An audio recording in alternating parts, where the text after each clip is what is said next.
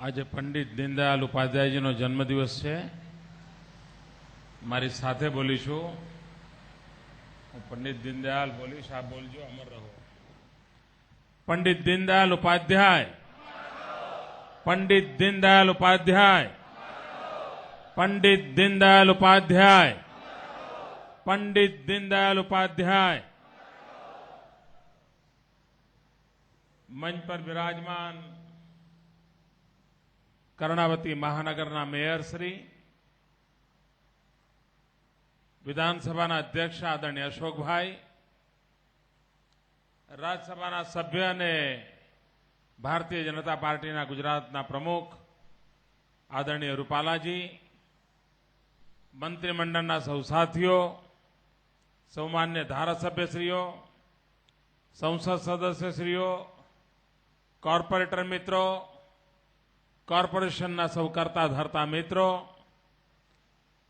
અને રાષ્ટ્રપ્રેમી નાગરિક ભાઈઓ અને બહેનો,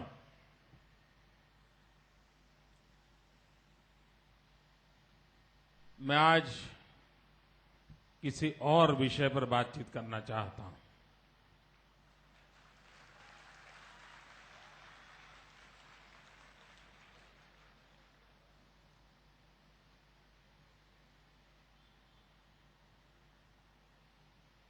कांकरिया का विकास हो रहा है. पंडित दीनदयाल उपाध्याय जी की प्रतिमा रखी गई है. पंडित दीनदयाल उपाध्याय कांकरिया रिंग रोड का निर्माण हुआ है. कांकरिया अपने आप में एक नई खूबसूरती प्राप्त करेगा. गुजरात के नागरिकों के लिए कांकरिया एक गौरव रहा है. पंडित दीनदयाल जी का जीवन, सिर्फ 51 साल की उम्र में वो चल बसे, लेकिन गांधी, लोहिया और दीनदयाल, ये वैचारिक त्रिपुटी आजाद हिंदुस्तान पर आज भी अपने विचारों का प्रभाव फैला रही हैं. पंडित दीनदयाल उपाध्याय दरिद्र नारायणों की सेवा, इस मंत्र को लेकर के जीवन भर एक राजनीतिक संगठन का निर्माण करने में अपने आप को खपा दिया था. उनकी हत्या कर दी गई थी.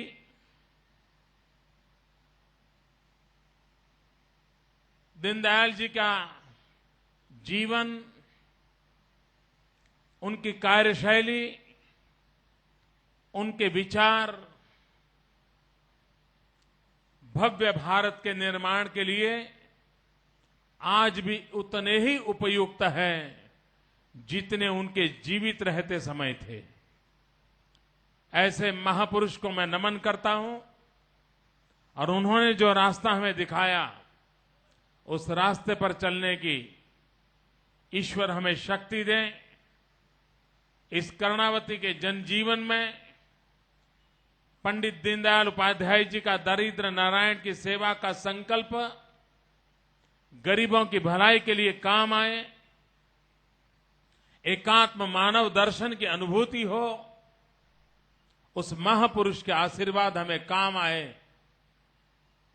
आज के उन जन्मदिन पर इसी भाव को मैं प्रकट करता हूं. आज 25 सितंबर पंडित दीनदयाल उपाध्याय जी का जन्मदिन, गुजरात विधानसभा के इस सत्र का प्रथम दिवस. आज विधानसभा में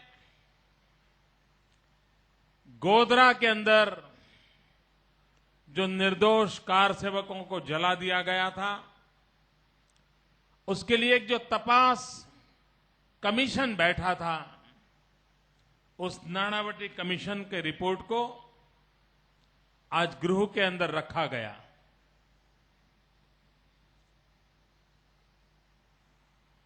जो लोग लगातार झूठ के सहारे पर चल रहे हैं, जो लोग पिछले 6-7 साल से गोधरा के नाम पर अविरत रूप से गुजरात को बदनाम करने का कोई मौका नहीं छोड़ते हैं। झूठ फैला करके गुजरात को बदनाम करने का एक अंतर्राष्ट्रीय षड्यंत्र चलाया गया और मित्रों में 6 साल से चुप था, सारे आरोपों को झेलता रहा था।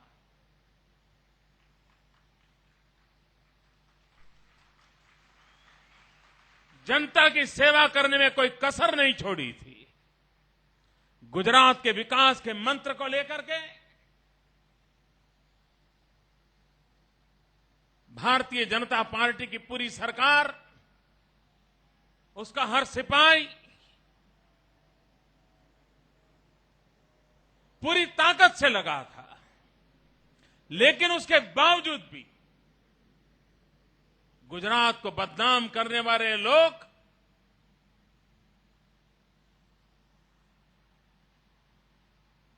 कभी भी अपने झूठ को छोड़ने के लिए तैयार नहीं थे। उस समय जब घटना घटी, जिसको जितना कहना था कह दिया, जिसको कितना कुचड़ उछालना था उछाल दिया, जिसको बदनाम करने की कोशिश करनी थी कर ली। और मैं उस दिन से कह रहा था कि एक न्यायिक आयोग बैठा है, वो आयोग जब तक अपना रिपोर्ट दे इंतजार करना चाहिए। लेकिन झूठ बोलने के वाले लोगों के लिए सत्य का बड़ा खतरा रहता है। उन्हें हर पल डर रहता है कि जिस दिन सत्य उभर करके बाहर आ जाएगा, तब ये झूठ बोलने वालों का क्या हाल होगा, उनके झूठ का क्या हाल होगा। और इसलिए आज जब गुजरात विधानसभा में इस आयोग का रिपोर्ट रखा गया, तो निरंतर झूठ फैलाने वाले लोग टेबल पर रिपोर्ट देखने तक की उनकी हिम्मत नहीं थी और गृह को छोड़ करके निकल गए।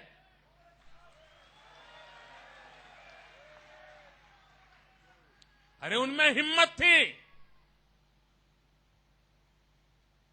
तो उस रिपोर्ट पर चर्चा मांगते, उनमें हिम्मत थी तो उस रिपोर्ट में जो बातें हैं उसके आधार पर भविष्य में गुजरात को किस दिशा में ले जाना चाहिए उसकी चर्चा करते। कुछ कमियां नजर आई हो आयोग को, उसको बारीकियों से निकाल करके सरकार के कान पकड़ते। लेकिन झूठ इतना फैलाया था, झूठ के इतने पुलिंदे बांधे थे कि आज जब सत्य छत पे चढ़ करके पुकारने लगा तो ये सारे के सारे लोग झूठे आरोप करने पर नए रास्ते खोज रहे हैं। मैं गुजरात के विरोधियों को कहना चाहता हूं, देश भर में जिन लोगों ने 6 साल तक गुजरात को बदनाम करने का मुहिम चलाई थी, अगर उनका संविधान में विश्वास है, अगर उनका न्याय तंत्र में विश्वास है, अगर उनका सुप्रीम कोर्ट पे भरोसा है, तो अब उन्होंने जो झूठ बोला था उस झूठ को वापस लें और गुजरात की जनता की माफी मांगे।